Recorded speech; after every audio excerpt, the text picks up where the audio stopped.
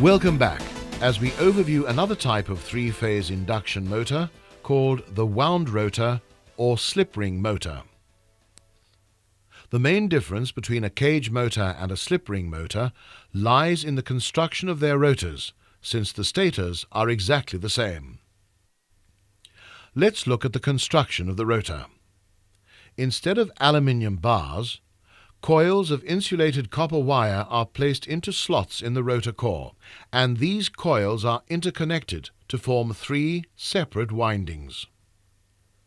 The windings are internally connected together in star configuration, and the remaining ends are brought out and terminated at slip rings fixed to the rotor shaft.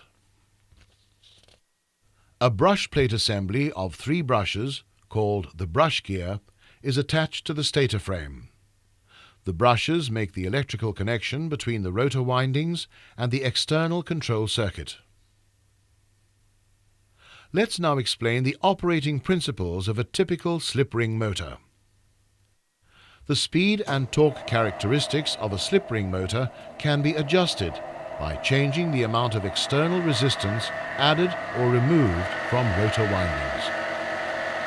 Typically, at startup, the stator is supplied with the full mains voltage, and maximum resistance is inserted into the rotor windings via a 3-phase resistor network. Then, by progressively shorting out the resistance in stages, the speed and torque characteristics of the motor can be controlled.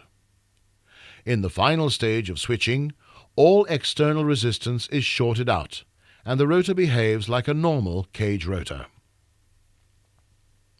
Resistance added to the rotor windings reduces start current and increases the slip, which results in a slower speed. However, the torque remains high as the motor is brought up to its rated speed, making it an ideal motor to start under full load.